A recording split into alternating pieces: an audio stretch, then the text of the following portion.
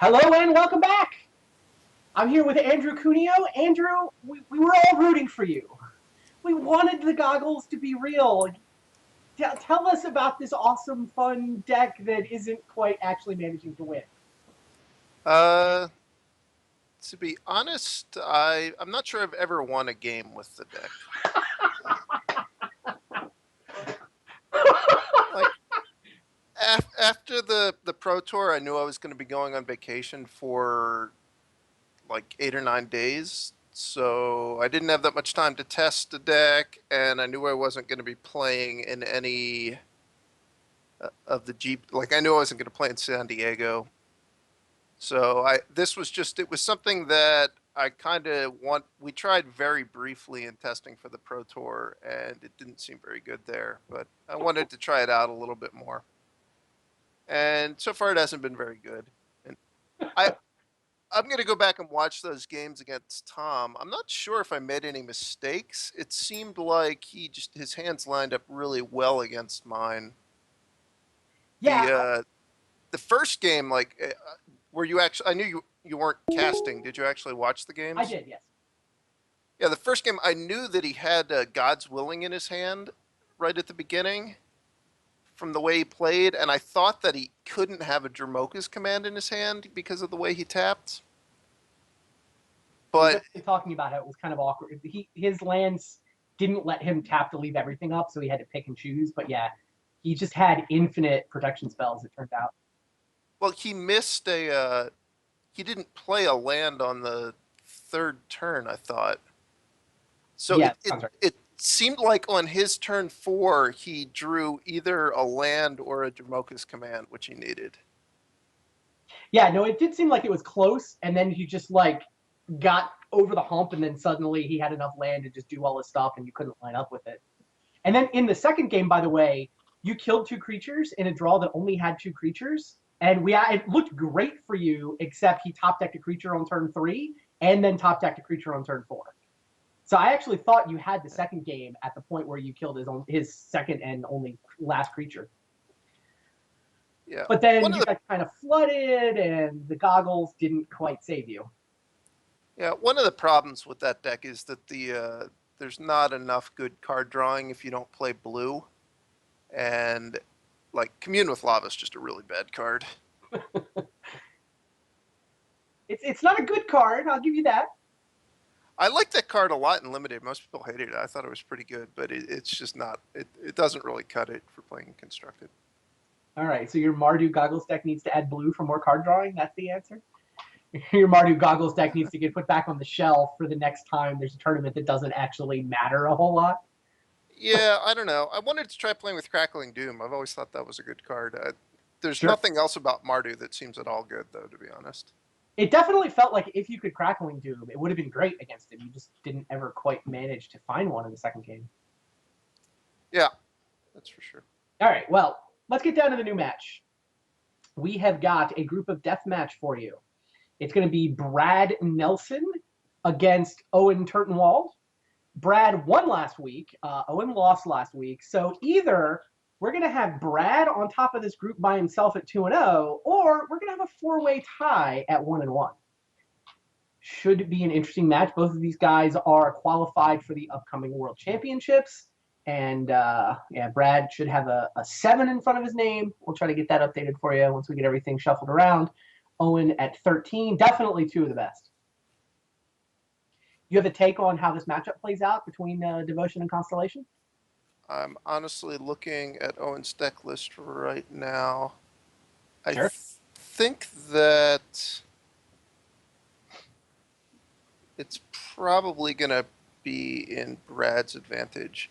The deck Owen's playing is kind of similar to the green black deck I played a lot in the last season of Standard Oh, Super sure. League. And it was generally a little bit slower than Constellation. So you had to have Mana Acceleration and then also have Doomwake Giant. And if you were able to get Mana Acceleration into Doomwake Giant, you were in good shape. But other than that, things kind of got out of hand. Yeah, does Herald of the Pantheon count as mana acceleration? Yeah, for sure. It's it's kind of weird. I'm not sure how I feel about Herald of the Pantheon as a card. It's really good in your good draws, but it makes it so you have to, like, you really can't play non-enchantment cards with it in your deck, Sure. which is really limiting. Owen's draw looks like the kind of draw that he could definitely win with, though. This is a great start. Yeah, You Herald should and probably take Black. Malukranos here. Okay. And then what? He gets to go land second Herald. Yeah, and then he's going to want to get his Eidolon of Blossoms online. Would you like to block with your O3? All right, just checking. Yeah, second Herald. That Eidolon is now a 2-mana Eidolon. He can go Eidolon, and then if he can come up with a land, Courser. Yeah, if Brad doesn't find a 5th land really soon, Owen's going to run away with this game. Yeah, Owen could also just play the Doomwake Giant to kill Elvish Mystic, which he's seen Brad's hand. That Elvish Mystic's pretty important at trying to turn on Whisperwind. Well, he's certainly going to do it now that Brad played a face-up Den Protector, I think. Oh, wow, yeah. Cannot quite play the Eidolon first, but yeah, you take this in a heartbeat. Down goes Elvish Mystic. Down goes the face-up Den Protector. Crunch with the team. Brad down going the wrong direction on mana, and yeah, he's seen enough. This Sylvan Caryatid's not going to help. Just the stuff that's in play is enough to beat Brad Nelson, and we know there was an Eidolon of Blossoms and a Courser coming up on the next turn. Yeah. Yeah, Constellation decks seem like they're in an interesting spot right now. You've got, I mean, Herald is clearly helping. You've got the green-white Constellation deck, which we saw show up at the Pro Tour. I know Kyle Bogomis was playing that. Or you can go Abzan if you want to hold on to Doomwake Giant. I'm not sure the dust has actually settled into which of those are best or whether it's more metagame dependent, but they both look pretty fun and pretty powerful. Yeah, they're definitely really good if you don't have to play against the anti-enchantment cards.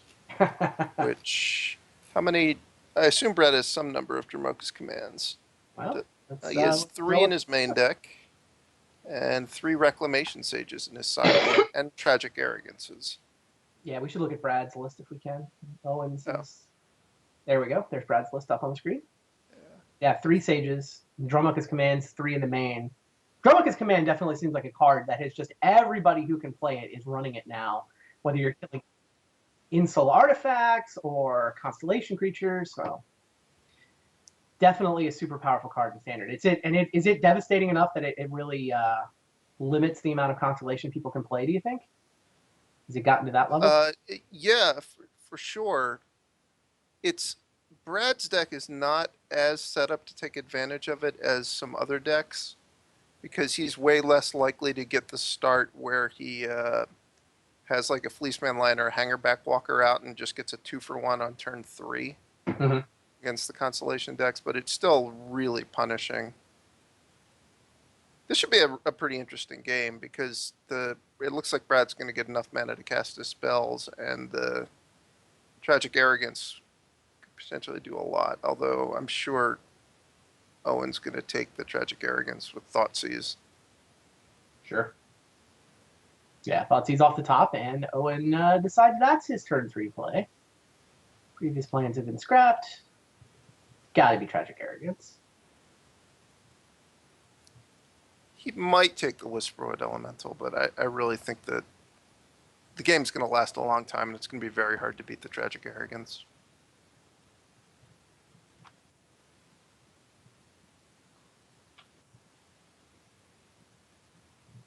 I really don't like that Rogue's Passage in Brad's deck. I don't understand it at all.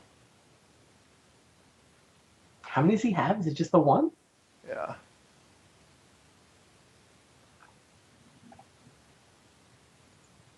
I mean, the theory behind it seems relatively straightforward. It's just how many colorless lands can you put up with, right? Well, I think it's just not a powerful card at all. How do you think it compares to Nykthos? Because he's got 3 copies of Nykthos in his deck and 1 Rogue's Passage. Yeah. I just seems way, way worse. I don't... Brad's played this deck a lot more than I have, but I don't understand why you're playing all these Master of the Unseens and not lots of Nykthoses. Yeah, I mean, I think that's Jerry Thompson tech. I know that Jerry's been defending 3 Nykthos, not 4, for a while now. It might be that that's right, but I would play fewer colorless lands before I would play Rogue's Passage. Like, I don't even think Rogue's Passage is a particularly good card in Limited. It's just... I think they're worried about the stalemate, right? Especially a mirror, one card for the mirror, you get a bunch of devotion creatures coming up the ground, and sometimes you just need a way to punch through. Yeah, but you're never, like, if you actually play a real mirror, you're never going to outrace a Master of the Unseen with, like, a unblockable Polukranos. Now by that. All right. Well, speaking of mirrors, both players' libraries face up. Both players working on coursers, and the ground is kind of gummed up. Yeah, this is... Owen saved his Banishing Light for this Whisperwood, I'm sure. So we're going to see that get destroyed. Or exiled. 3 Heralds. Gain 3 life. 1 mana, gain 3 life, and remove your best creature. Yeah, Owen is in a little bit of trouble here because he's really flooded. The Herald of the Pantheon's not an effective attacker at all. Mm-hmm. And so the Master of the Unseens are actually going to come online and do a lot. Brad did not want to draw an additional 1, so he used it during his upkeep, which makes sense. Starfield of Nyx. Has he got anything in the yard yet? What does that do? He's going to have to scry that to the bottom, I think. Yeah. Or I guess did... Hey, maybe he wanted to draw that?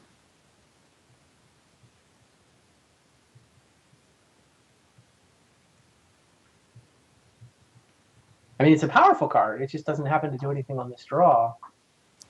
Den Protector for Tragic Arrogance is going to... Aha. end this pretty quick, I think.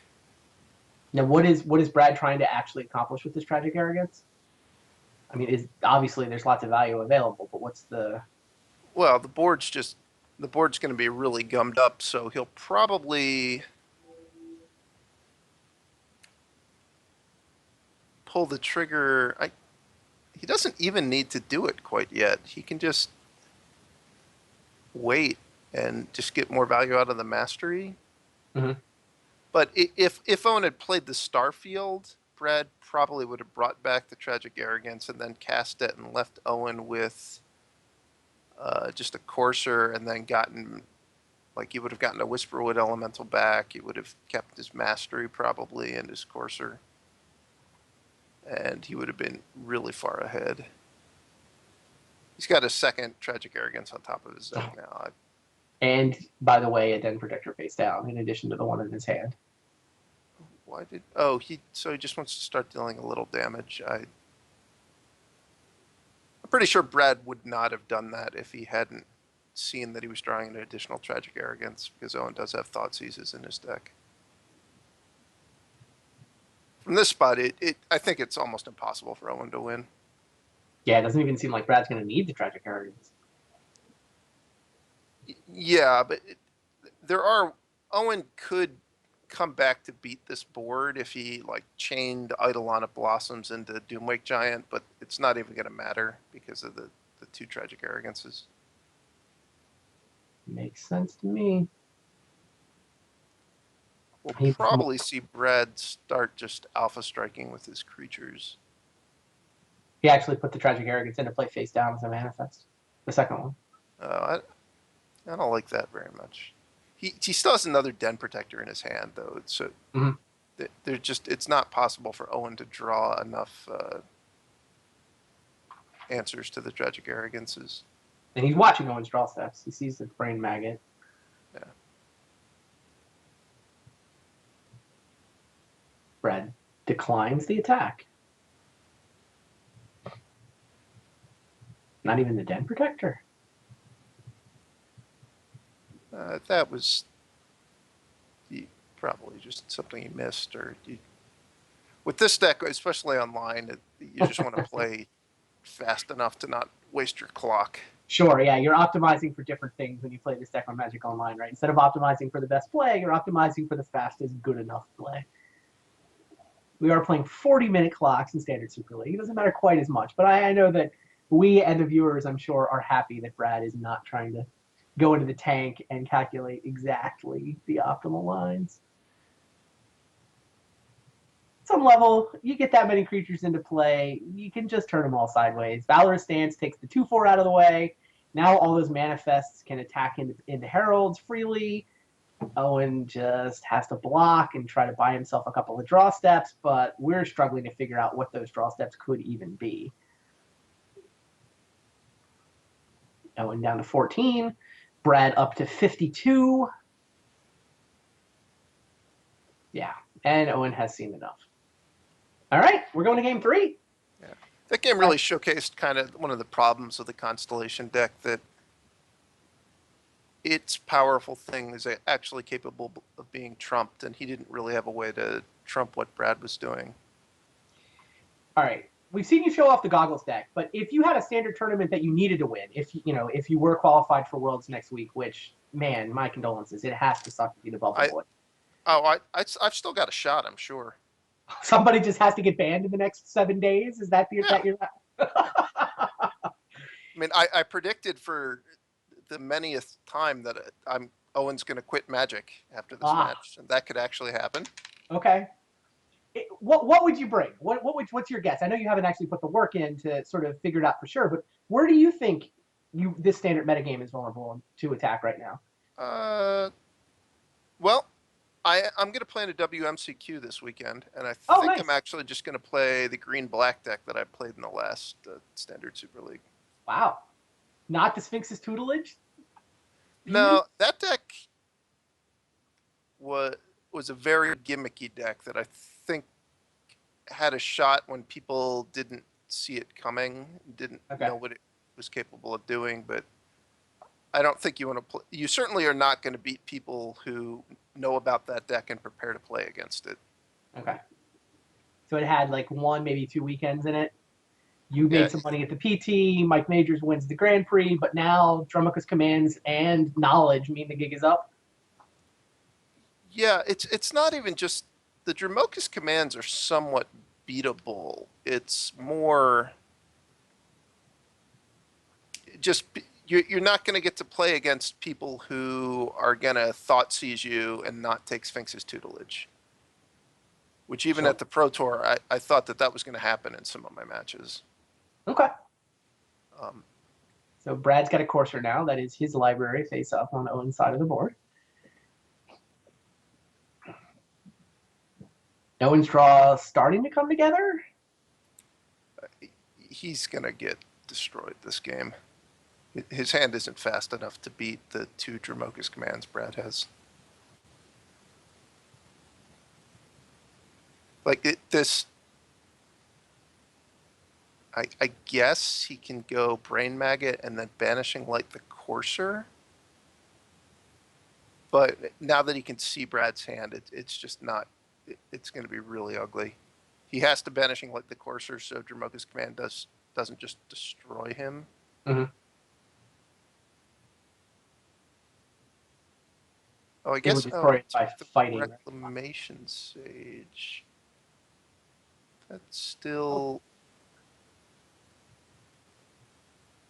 I think Brad maybe should have played an untapped land and then just played both Dromoka's commands.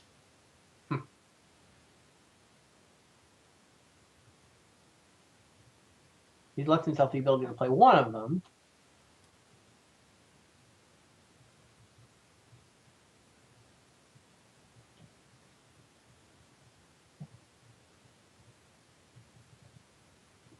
Maybe I was wrong. Maybe Owen is actually going to put up a fight here. He's got an Eidolon coming down. I mean, it feels like he's overwhelming those Dromoka's commands, right? Especially with no creature on Brad's side that he can fight with. Yeah. The fact that Owen's going to get to play 2 discard spells this turn gives him a shot. Yeah, both the Brain Maggot's 1 mana thanks to Herald of the Pantheon, so that and Thoughtseize can both resolve after the Eidolon. Looks like All right, so what did Brad do? He got his courser back. yeah, he made Owen sack the Banishing Light. Made Owen sack the Vanishing Light. Yeah. But now, yeah, Owen Brain Maggot. There goes one card. Thoughtseize. There goes your second Dramoka's command. Owen's drawn really well. He had a lot of cards he had to rip out of Brad's hand. And he got basically all of them. Yeah, but there's a Pelucranos on top of the deck, which is another card Owen's going to have to answer because he's got 2 Brain Maggots in play that are basically staving off death for him. Mm-hmm. Prefix's Insight was a great draw because he needs to flood the board and find a Doomwake Giant as fast as possible. Okay. Owen's now got a courser of his own, so we get to watch his library as well. I'll try to get it moved up by his deck. Second courser. Draw a card off the Eidolon. Brain Maggot doesn't have the black mana to cast it now, but it doesn't do anything anyway. Yeah, Brad's basically living off the top.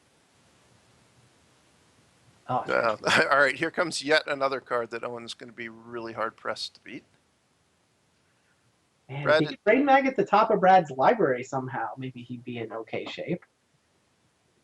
Yeah. Interesting. Go ahead. It's just going to be really tricky for Owen to try to pilot his way through because he has to play things to beat the Pelucranos, but then he's just playing into the Tragic Arrogance. Which the Tragic Arrogance is also going to... It's going to kill 2 Brain Maggots, so it's just going to be a huge swing. Mm-hmm. All right, here's Prefix's Insight. Finds yet another courser and a Banishing Light. Banishing Light was a really good draw. Now we can deal with Pelucranos pretty efficiently. Well, really all that's going to happen is that he's going to Banishing Light the Pelucranos, and it's going to cause it to fight the Brain Maggot, probably. And get back a Reclamation. Or what's under the 1 power Brain Maggot? I can't see. Is that another Dramoka's command, or is that a... Oh, it's a Whisperwood. Owen can maybe beat a Whisperwood Elemental. So he's probably going to have to Banishing Light the... He has a full grip of 7 cards. He's got 1 Eidolon in play. He's got a backup Eidolon for after the Tragic Arrogance. Yeah, but he's only spinning his wheels until he can... Like, he can't attack for damage on this board. Granted, he has to kind of force Brad to go through these cards, right? So Yeah. right now, I guess he has to decide whether he wants to actually banish the Pelucranos or whether he wants to somehow get Brad to Arrogance first. Is that what's going on? Well, he knows he's going to draw a Thoughtseize, so he can force Brad's going to have to cast the Tragic Arrogance next turn. Sure. And Brad knows that because he can see the Thoughtseize on top of Owen's library. Good point. Yeah, so maybe Owen should probably only play cards he really doesn't care about. Like, I think maybe he should have cast the Brain Maggot just to cycle it, because it's not going to be very effective later.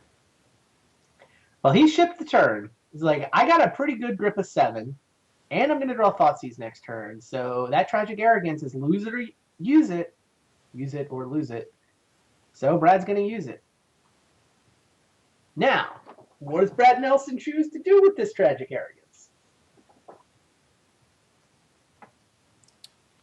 I think he's going to leave Owen with the Brain Maggot that has Whisperwood Elemental under it.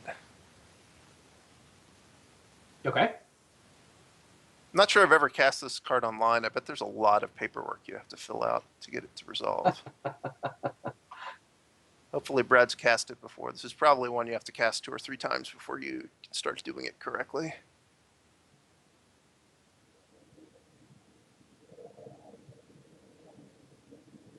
Well, what would you be trying to accomplish with it if you're Brad? Leave him with the Brain Maggot with Whisperwood? Yeah. He left him the other Brain Maggot. Yeah.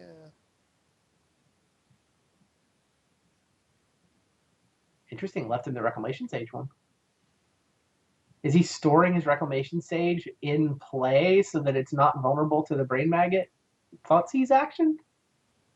I think that he did that because he assumed he's going to get thought seized this turn, and he's valuing the Reclamation Sage higher than the Whisperwood. Mm-hmm. He definitely doesn't want to have to crack his Windswept Heath. He wants to draw a Den Protector next turn for sure, because he can just get back a Tragic Arrogance. It's so hard for Owen's deck to get to a board state where it can beat a Tragic Arrogance. Wow. So he goes Courser here, not Eidolon. And now here's the Thoughtseize. No land on top for Owen. He sees a Herald. Of course, Thoughtseize is the Whisperwood. And once again, Brad's going to be drawing a good card, and Owen knows it, but can't really stop him from drawing it. Here's the Banishing Light he saved for post-Tragic Arrogance. Down goes Polukranos. And Brad doesn't respond by shooting Brain Maggot. Well, the Brain Maggot's a 2/2. Oh, the Brain Maggot's a 2/2. My bad. Forgot about the counter. Yeah, he left him not only the Sage Brain Maggot, but the 2/2 Brain Yeah, so Maggot. Your favorite card now on top of Brad's life. We're gonna really see Rogue's Passage kick into high gear this game.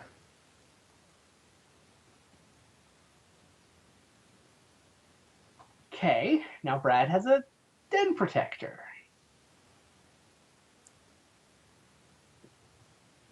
You think it's eyeing Tragic Arrogance? Yeah, Dramoka's Command's a great card on this board, but it's not as good as Tragic Arrogance is.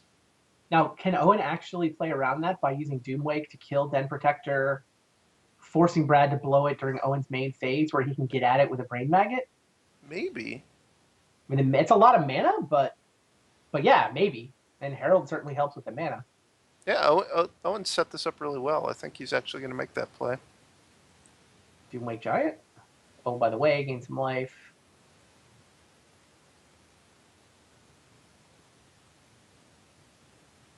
Wow, yeah. He can even play the Brain Maggot as the card that triggers the Doomwake Giant. He gets to stack this the way he wants to, right? Yeah, he puts the Brain Maggot below the Doomwake Giant on the stack, so Brad has to decide what he's doing before Brain Maggot's ability looks at Brad's hand. Really well played by Owen Turtenwald. Guys are two of the best, for sure.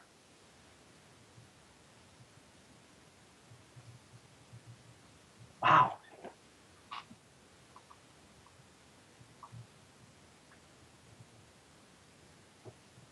So now Owen's got it, right?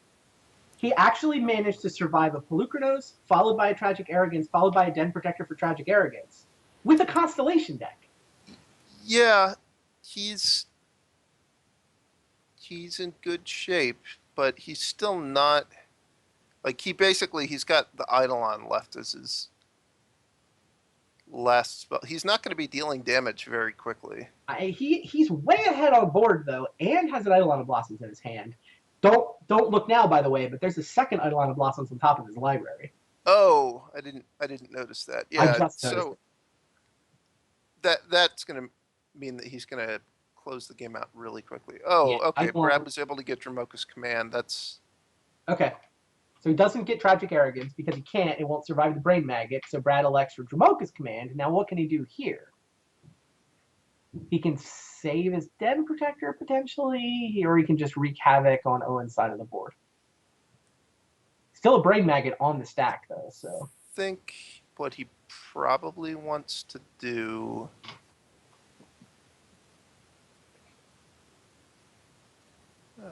I don't like that at all. He's fighting the Herald? Yeah, like his Den Protector's... Oh, okay, he's making him sack an enchantment too. Sure. I guess that was fine. But Brad is... Oh, he's going to draw Polukranos now. Draws Forest. He's down to just a Courser, but he does have Polukranos on top of his library. Now, Owen has 2 copies of Eidolon of Blossoms. It sure feels like he can flood this board beyond the point where Polukranos can stabilize for Brad Nelson. 1 Eidolon. Even without the Herald. 2nd Eidolon. triggers Doomwake, draws 2 cards. He did not come up with an enchantment to finish off the Courser. But he can attack. Yeah, Brad's probably gonna have to play the Pelucranos and fight one of the Eidolons right away. Here's Pelucranos. He can Monstrous for 2 with his current mana.